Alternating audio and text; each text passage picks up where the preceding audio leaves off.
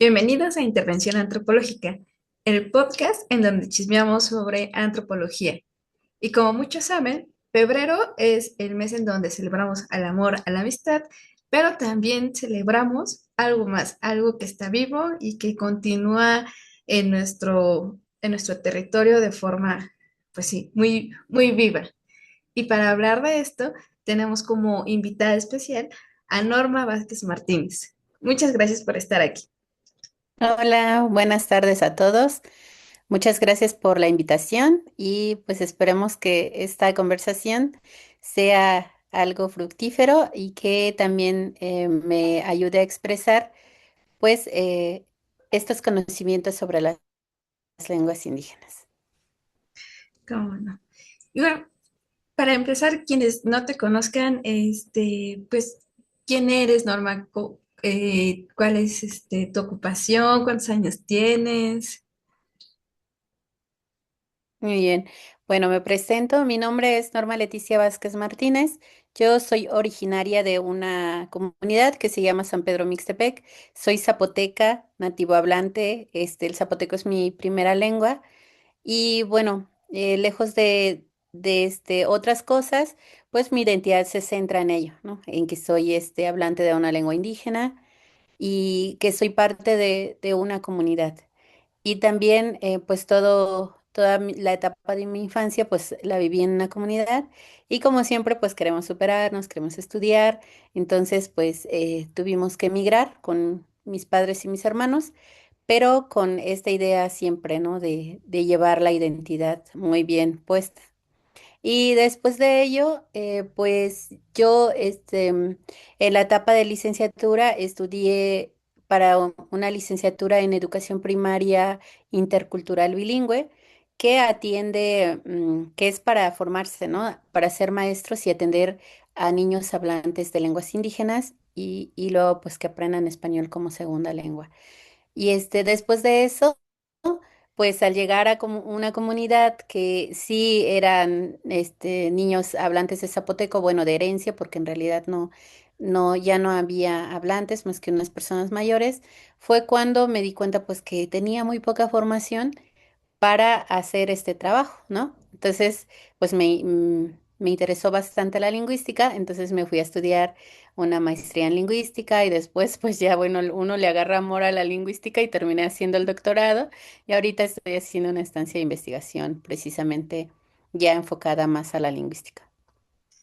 Qué padre trayecto. Pues es muy curioso el camino que luego tenemos uno a nuestras áreas de investigación, ¿no? Sí. Ahorita ya nos contaste que eres hablante de zapoteco. Nosotros lo conocemos como zapoteco, pero ¿tiene alguna denominación en zapoteco? Sí, bueno, el zapoteco es una familia enorme, ¿no? Se compara mucho con las lenguas romances, que pues tienen muchas lenguas ya alrededor del mundo, de aquí para allá, por la inteligibilidad que muchas veces pues podría pensarse que es una sola lengua. Entonces, más bien, pues tienen el tronco común, ¿no? Que todas son lenguas zapotecas, pero cada lengua zapoteca pues ya es diferente dependiendo de la región en la que se hable. Entonces, pues dependiendo de que si la comunidad es cercana o más lejana, un poquito más lejana, pues ya no hay inteligibilidad. Entonces, la denominación de zapoteco va a variar dependiendo de la región. Yo soy de una región de la Sierra Sur del estado de Oaxaca, pero incluso entre los sureños, pues las variedades de zapoteco son muy distintas. Entonces, esta variedad que hablo yo se llama Pequeño, que pertenece a un conjunto de comunidades de alrededor de 22 comunidades que pueden estar en esta cadena de inteligibilidad. Quiere decir que pues nos vamos entendiendo o nos entendemos más que lo que le entenderíamos a otros, ¿no? Esta lengua zapoteca que yo hablo se llama Ditze. Ditze, esa es la denominación, es su nombre propio, que viene, pues su etimología puede ser Ditz, que es palabra, y ze o za para otros puede significar diferentes cosas. Siendo una lengua tonal, pues hacer el rastreo específico de qué significaba esa palabra, puede ser nube, puede ser manteca, puede ser. Entonces todavía entre los zapotecos pues se reconocen como gente nube, ¿verdad? Pero podría ser otra cosa, ¿no? Bueno, manteca que es lo como lo más cercano y lo importante ahora es que es una palabra que denomina la lengua. Entonces dicha se conoce como zapoteco. Eso está muy bonito porque las personas o las comunidades en las que se hablan lenguas, o más bien idiomas originarios, está bien padre porque pues está la gente de la niebla, ¿no? Y ahorita nos estás tú hablando de la gente de las nubes. Ujú. Entonces eso me parece muy, muy poético dentro de, pues, esto. Sí, de hecho en San Pedro Mixtepec, Mixtepec viene del náhuatl, ¿no? Que también tiene algo que ver con la nube, ¿no? Entonces, lugar de nubes. Y justamente mi pueblo, San Pedro Mixtepec, allí en este lugar está la montaña más grande del estado de Oaxaca, de la Sierra Madre del Sur. Y esta se llama Cerro Nubeflán. De hecho, es la más alta del, del estado de Oaxaca y pues también como que evoca en cierto sentido esta parte, ¿no? De que somos personas que viven en las tierras altas. Muy bien. Eso está muy, muy, muy, muy poético. Ujú. Hace un momento explicaste que era una lengua tonal para quienes nos escuchan y no sepan que sea tonal. ¿Nos puedes explicar tantito? Claro, bueno, antes de explicar eso, me gustaría comentar que mi formación lingüística ha sido en el CIESAS, en un posgrado muy bonito que se llama Lingüística Indoamericana, que yo hasta ahorita veo que sí hay muchos posgrados, ¿no? Que ya se enfocan en el estudio de las lenguas originarias, pero este posgrado es muy bonito y le tengo mucho, mucho cariño, precisamente porque ha albergado hablantes de lenguas indígenas y a partir de esto, pues nos formamos para ser profesionales o profesionistas en nuestras propias lenguas. Entonces, todo esto que sé ahora de las lenguas zapotecas, pues no lo sabría si es que no me hubiese adentrado a ese mundo de la lingüística. Entonces, pues gracias a esta formación, pues también he aprendido muchas cosas, ¿no? Leyendo a otros autores y todo esto. Y creo que algo que los propios hablantes de estas lenguas indígenas no somos tan conscientes cuando pues aprendemos la lengua y la hablamos porque es un medio de comunicación para nosotros, ¿no? Pero justamente yo cuando entré, o sea, sí sabía que pues variaba, ¿no? Al escuchar los sonidos, al escuchar estas palabras en mi propia lengua, sí sabía que había una variación, pero pues el nombre específico, pues no, ¿no? Entonces, el zapoteco, al igual que muchas lenguas otomangues que se hablan en el país, que son una familia muy grande, pues es una lengua tonal. ¿Y por qué decimos que es una lengua tonal? Porque el nivel de tonía, ¿no? Que vamos escuchando en cada palabra, pues va a cambiar de significado. No es lo mismo, por ejemplo, una lengua con acento, en el caso del español, que sí tiene una función, pero en este caso no nada más es una acentuación, sino que los niveles pueden cambiar. Hay lenguas que tienen dos, tienen un tono alto y un tono bajo, y con esto, pues un cambio de tono nada más va a cambiar el significado de la palabra. Pero hay lenguas, como el caso del zapoteco de San Pedro Mixtepec que hablo, tenemos cuatro tonos de nivel y uno derivado, ¿no? Entonces, en total son cinco tonos que tenemos que estar aprendiendo los hablantes desde pequeños a poder identificar. Entonces, les voy a poner un ejemplo aquí, que es un ejemplo muy clásico que ya usamos, que es bueno, me van a escuchar y ahorita voy a ir diciendo cuál es, ¿no? Es ni, ni, ni. Y entonces, estas son cuatro palabras muy diferentes, pero casi se escuchan igual, ¿no? Ni con tono bajo significa pie. Ni con tono bajo alto significa agrio. Ni con con tono alto alto significa dije. Ni con tono alto significa es una conjunción, como la del i del español. Entonces, esos son los cuatro tonos de nivel y el derivado solo ya funciona cuando ya estamos poniendo dos palabras juntas, ¿no? Entonces tiene reglas que a simple vista pues no podríamos saber exactamente, pero ya con los estudios que se han hecho en esta lengua, pues ya podemos ver, ¿no? Cuáles son las reglas en donde ocurre el tono descendente. Para que vean que en este podcast no solamente tenemos chismes, sino también clases de lingüística y ustedes pueden ahí escuchar la variación de los tonos. Así que suscríbase, denle like para continuar con la plática y con este mundo de los acentos que a mí se me hace muy matemático. Hace un momento mencionaste que pues los niños aprenden estos tonos y que también se comunican. Además de comunicarse en zapoteco, ¿para qué se utiliza la lengua? Es una muy buena pregunta y precisamente para llegar a ello también tenemos que ser muy realistas, ¿no? Que muchas lenguas se están perdiendo y con ello pues no solamente están dejando de funcionar como una, un modo de comunicación, ¿no? A través del cual pues podemos interactuar con las personas. Primero, en mis recuerdos de cuando era niña, todos aprendíamos el zapoteco como primera lengua. Era una lengua muy vital. En mi generación, pues todos hablábamos zapoteco, ¿no? Pero ahora lo que estamos viendo es que sí hay una gran pérdida. Muchos niños ya no lo están aprendiendo como primera lengua. Yo creo que sí, sí hay niños bilingües que aprenden las dos lenguas, pero el número va bajando. Entonces, esa es una situación que viven, creo que todas las lenguas del mundo, pero la aceleración en los últimos años, pues nos dice algo, ¿no? De qué está pasando. Entonces, si pudiéramos pensar un poquito en el pasado de cuáles eran los espacios, o sea, si es un medio de comunicación para la familia, entre los pares, ¿no? Entre los niños, es un medio de comunicación para poder establecer una conversación entre las personas de la comunidad, pero no se restringía a eso. Entonces era la lengua utilizada para la asamblea, para rezos, para cuestiones un poquito más, que no se enfocaban solo a la familia, ¿no?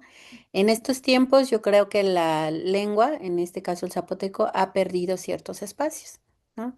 Entonces, uno de esos espacios precisamente es la comunicación, por ejemplo, que se da en la escuela. Ahora la comunicación entre los niños casi todo se da en español aun cuando pues es una comunidad zapoteca y se ha ido perdiendo este espacio muy importante. En el espacio del juego, por ejemplo, yo antes cuando era una niña, toda la situación de juego, la interacción entre los pequeños, todo era en zapoteco.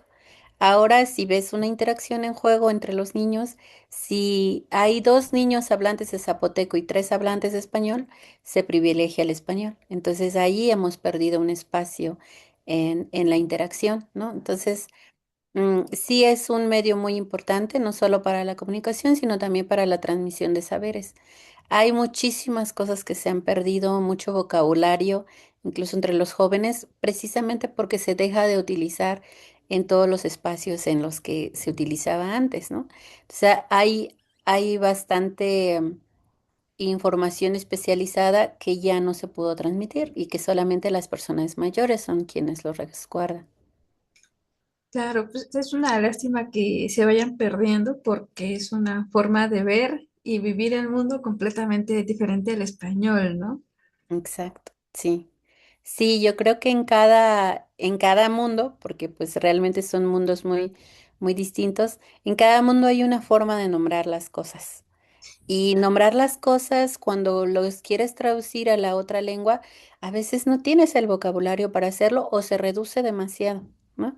Entonces, pasa, por ejemplo, en esta variedad de zapoteco, y yo creo que en zapoteco en general, hay ciertos verbos posicionales, ¿no? Que los verbos, para poder utilizarlos, pues tú necesitas hacer toda la reconfiguración del espacio, si está arriba, si está abajo, si está acostado, si está embrocado, si está... Y todo eso se traduce como un ay en español, con Ah, el verbo haber. Entonces, de 20 verbos en zapoteco, estás traduciéndolo con un solo verbo en español. Entonces, si realmente solo estás hablando español, ya perdiste toda la riqueza de la forma de configuración espacial que tú tienes en otra lengua, ¿no? claro. Fíjate que ahorita me recuerdas que en una de mis clases de etnografía de México, uno de mis maestros siempre nos decía, ustedes tienen que, si van a trabajar con comunidad indígena, tienen que aprender su idioma. Este, y era muy enfático en eso. Yo creo que pues por eso también me aferré a esa idea, ¿no? De intentar aprender la lengua del lugar en donde hago trabajo de campo. Y yo me di cuenta de eso, que cuando tú traduces al español, se pierde mucho porque, por ejemplo, nos decía, este maestro ponía el ejemplo de las vasijas. Eso no es una vasija, la vasija puede estar sentada, puede estar acostada, puede estar durmiendo, y eso qué te implica a ti como etnógrafo que estás describiendo eso, ¿no? ¿Está vivo o no está vivo? ¿O qué significa? Y que muchos se perdían en el español, que muchos compañeros nada decían, ah, pues eso está ahí puesto nada más porque sí, ¿no?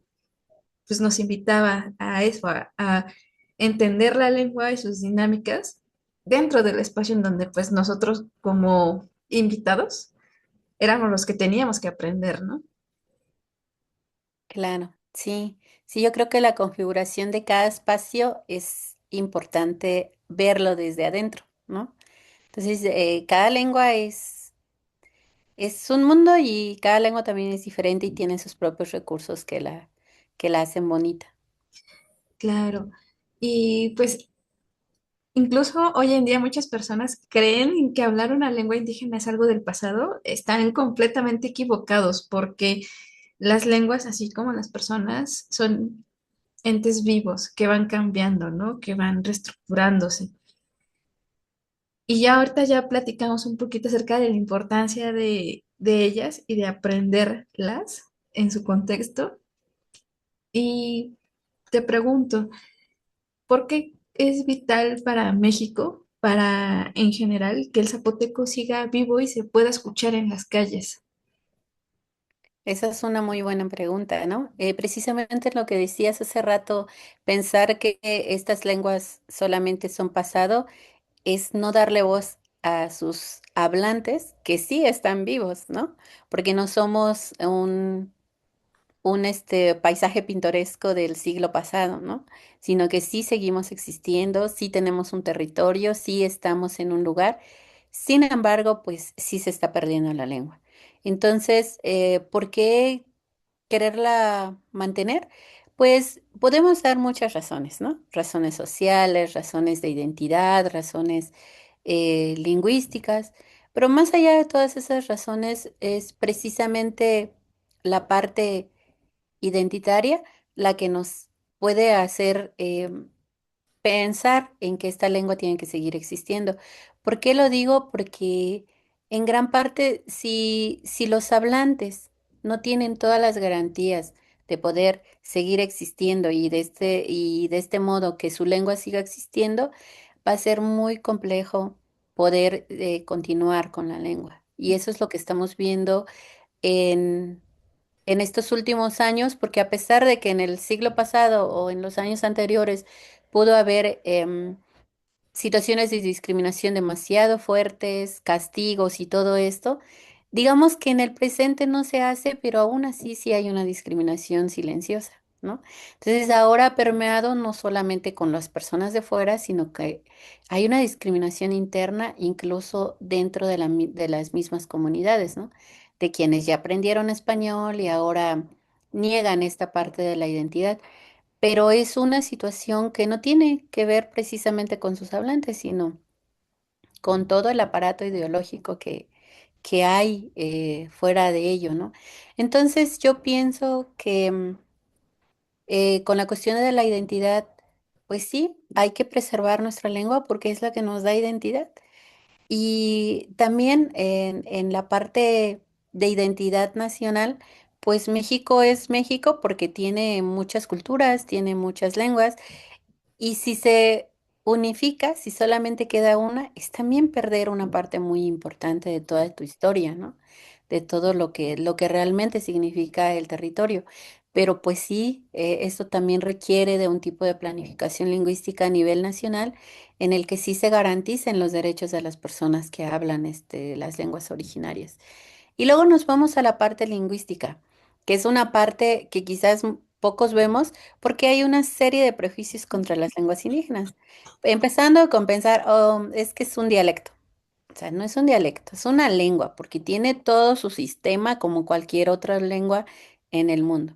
Entonces es algo muy importante que los mismos hablantes tenemos que aprender, que nuestra lengua no es un dialecto, no es algo sin valor, sino que es algo sumamente valioso porque tiene todo un sistema igualito al de todas las lenguas del mundo, ¿no? Eso no quiere decir que sean exactamente iguales, pero sí con decir que tienen gramática, o sea, que se pueden estudiar. Y lo otro, yendo a la cuestión lingüística, es que este sistema, pues se puede describir y se va encontrando un montón de cosas. A veces solamente cuando aprendemos español en la escuela pensamos, ah, es que el español que tiene un orden, em, sujeto, verbo, objeto, ¿no? Entonces pensamos tal vez que nuestras lenguas no lo tienen, sin embargo, sí, claro, tienen un orden, algunas, ¿no? Son flexibles, otras son más rígidas. Pero sí tienen su propio sistema, entonces se pueden describir, tienen su gramática que no hayan sido estudiadas por cierto periodo de tiempo y que no haya tantos avances en su estudio lingüístico, no quiere decir que eso no exista. Entonces creo que es algo de lo que tenemos que ser conscientes también, que hay mucha diferencia entre ellas. Entonces una lengua otomangue, tonal, como es el zapoteco, pues no se va a parecer a una lengua mijezoqueana, ¿no? Que puede ser mijiozoque y que cada uno tiene un sistema muy rico, que si no lo conociéramos, si no hubiera este tipo de descripciones y por supuesto si no hubiera hablantes, pues no podríamos conocer de todo esto, ni hacer un análisis comparativo, ni nada, ¿no? Entonces, yo creo que hay que preservar a los hablantes también si queremos aprender más sobre las lenguas.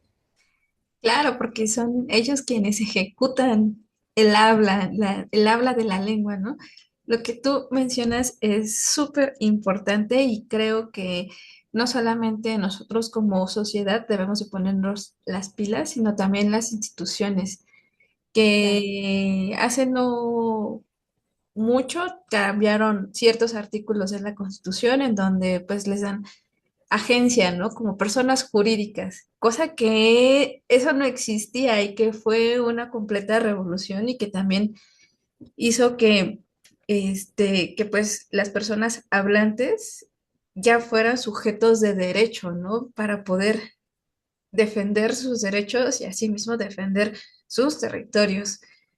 Entonces, es importante no solamente la que se reconozca en este mes, ¿no? Que digan, ah, pues nada más un día para la diversidad lingüística, sino que ese reconocimiento sea cotidiano, porque como bien dices, muchas veces los hablantes y la lengua queda oculta entre la ciudad y las escuelas porque ha sido desplazada por el español, ¿no? Y no se le da el mismo peso que se le da a otras lenguas como el español, el francés, el italiano, el alemán, cosa que estas también tienen sus niveles de complejidad y creo que el aprenderlas estando en México nos da una forma de ver el mundo que pues antes nosotros no teníamos, ¿no? Sí, sí, precisamente tocas un tema muy importante que es el bilingüismo. Pareciera que, no sé cuál es la concepción que realmente tenga la mayoría, pero pareciera que hay dos tipos de bilingüismo, ¿no? Un bilingüismo en el que tienes dos lenguas mayoritarias, dos lenguas conocidas, ¿no? Puedes ser hablante español y luego hablar inglés. Cuando dices que eres bilingüe, lo primero que piensa la gente es que hablas una lengua extranjera. Y que hay otro tipo de bilingüismo pensado en que eres hablante de una lengua indígena y luego aprendes el español, ¿no? Entonces yo pienso más bien que bilingüismo es bilingüismo, no importa qué tipo de lengua hables. Y entonces eso es algo que ha sido un prejuicio muy grande, el pensar que eres bilingüe cuando hablas una lengua extranjera y no se aprecia el otro tipo de bilingüismo, ¿no? En donde tú eres hablante de una lengua indígena y aprendes otra lengua. Y el prejuicio más grande aquí y que ha permeado nuestras comunidades es precisamente que cuando aprendes una segunda lengua, cuando es una lengua mayoritaria, tú no dejas de hablar la primera lengua que hablas, ¿no? O tu lengua materna. Pero si aprendes una segunda lengua, siendo una lengua indígena tu lengua materna, pues en la siguiente generación, ¿qué pasa? Que esta lengua materna se pierde y queda solamente la lengua oficial, la lengua extranjera o la otra lengua que aprendiste, ¿no? En este caso, para nosotros sería español y solamente se termina transmitiendo el español. Y eso hace que haya una pérdida y esta cuestión de transmisión intergeneracional se rompe. Entonces, yo creo que esta es una situación no solo de pensar entre las personas hablantes de lenguas indígenas, que nosotros podemos ser bilingües, ¿no? No dejar de hablar nuestra lengua y aprender la otra lengua, que en este caso sería el español. Pero no solo eso, también abrirlo para todas las personas fuera que quieran aprender una lengua indígena y ser bilingües español y como segunda lengua aprender una de las tantas lenguas indígenas que existen en México. Entonces yo creo que no se ha visto tanto, pero debería ser, siendo un país con tanta diversidad, que un mexicano hable una lengua indígena, el español y todas las demás lenguas que quiera, ¿no? Entonces hay que pensar, si tenemos tantas lenguas en México, ¿por qué no somos pues bilingües en ellas, ¿no? Y en el español, que es la lengua que todos conocemos.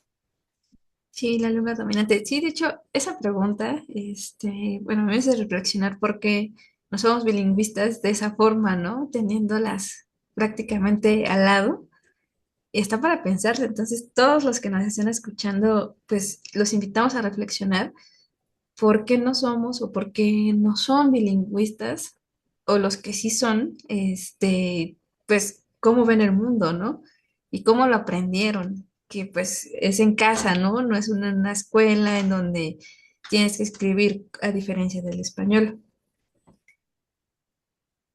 Tomando esto como punto de partida y en el marco del Día de la Lengua Materna que se festeja en febrero, ¿cómo te gustaría que la gente conmemorara esta fecha?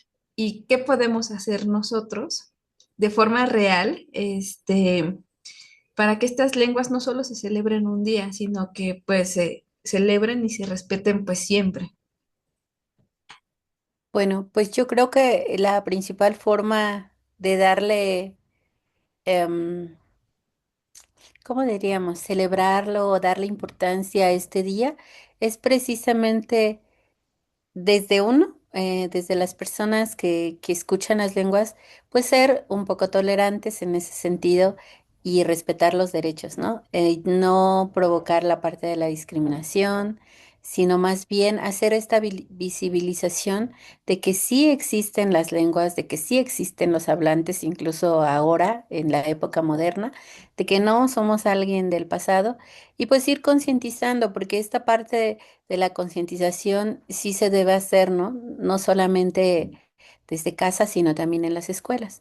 En las escuelas hemos visto que muchos no tienen conocimientos de que existen tantas lenguas indígenas en el país. Entonces, como que ignoran esa parte, ¿no? Entonces, yo creo que respetar los derechos, lograr esta parte de la visibilización y también evitar la discriminación sería como la mejor forma de poder celebrar estas lenguas.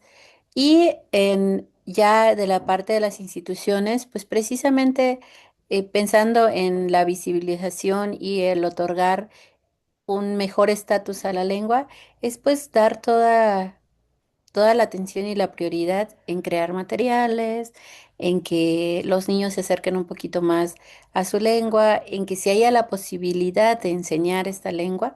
¿Y por qué lo decimos? Porque, claro, la oralidad, la parte de aprenderlo desde la familia es muy importante y es creo que la mejor manera de celebrar esto es que tengamos nuevos hablantes, ¿no?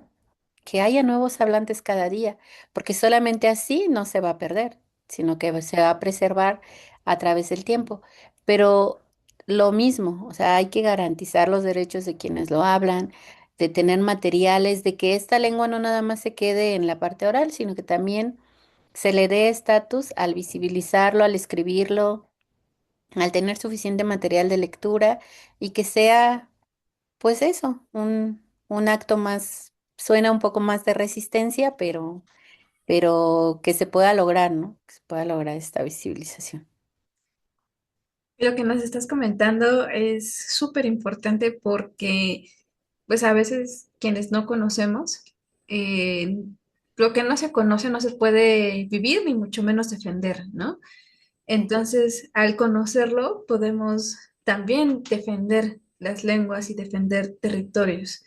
Y de lo que nos hablas acerca de tener más y más a la mano y acercar a la gente, creo que es una maravillosa idea porque, pues como bien dices, luego no sabemos que existen o cómo suena el zapoteco, ¿no? Y que durante muchos años y fue motivo de discriminación no solamente en las escuelas, que lo desplazaron por el español, sino también por los medios masivos, ¿no? Y que hoy en día gracias pues a este tipo de espacios podemos decir, no, el zapoteco se puede hablar, vive y resiste en estos espacios.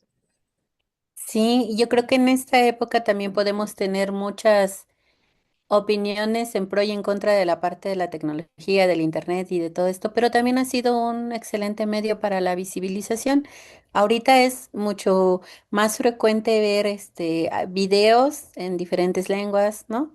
Que se suben a la plataforma y de cierta manera, pues esa es un buen espacio para hacer esta promoción, para hacer esta visibilización, para decir aquí estamos, ¿no? Que todavía existimos. Y yo creo que hay que hacer este uso de ellos, ¿no? Uso de ellos para hacer llegar pues la información también de nuestras lenguas indígenas.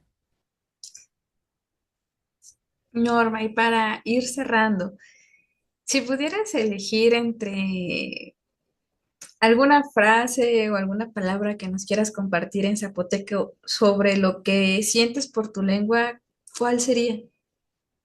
Ah, una frase, a ver, déjame pensar, sería Tiba kotseknenertisne, tzineskak ziebda. Quiere decir, hablemos siempre nuestra lengua para que no se pierda. Muchas gracias por esta bonita frase.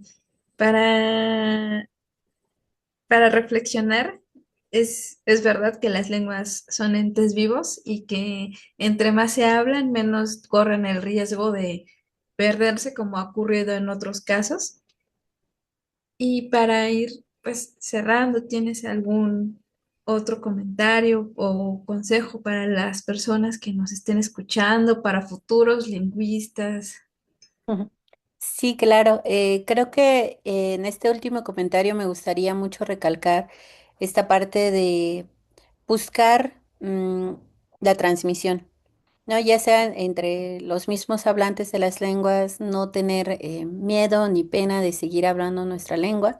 Nosotros debemos apostarle al bilingüismo, es decir, hablamos nuestra lengua materna y aprendemos el otro y no dejarlo a un lado, no olvidarlo por cualquier otro motivo de discriminación o pensar que nuestra lengua no es valiosa o que no nos va a servir, sino más bien darle ese espacio, ¿no? Darle el espacio de que es una lengua útil, es una lengua que nos sirve, que nos podemos comunicar y que por supuesto podemos aprender todas las lenguas que querramos sin olvidar la nuestra. Entonces yo invito bastante a los papás jóvenes que muchas veces son quienes tienen este miedo ahora de poder transmitir su lengua, que lo hablen, que no pasa nada, ¿verdad? Aprender una lengua indígena no va a hacer que el niño no aprenda o que su aprendizaje sea más lento, sino más bien les ayuda porque están aprendiendo una segunda lengua y van a ser bilingües, ¿no? Y esa parte también de, de, de que tenemos una misión, ¿no? Crear nuevos hablantes para evitar la pérdida de la lengua, pero no solo eso. A los no hablantes, pues también hacerles la invitación de que si les gusta escuchar estas lenguas indígenas, aprender un poquito más, pues que se acerquen también. La mejor manera de aprenderlo es la inmersión, irse a la comunidad, pegarse a una familia y aprender la lengua. Y pues también a quienes sean futuros lingüistas, no solamente de la población, que por supuesto quienes somos de comunidades indígenas podemos aprender muchísimas cosas y qué mejor estudiar nuestra propia lengua, ¿no? Y podemos ser lingüistas Y ya aquí va la promoción al CIESAS, en la lingüística indoamericana. Ahí hay una buena maestría, doctorado, donde se puede estudiar lingüística y el enfoque es hacia las lenguas originarias. Y fuera de ello, pues hay muchas instituciones, está la UNAM, la ENA, en donde se puede estudiar una licenciatura en lingüística. Y también a los no hablantes que quieran aprender y ser lingüistas en una lengua indígena, pues hay que hacerlo, porque de cierta manera los estudios pues también ayudan a visibilizar todas nuestras lenguas.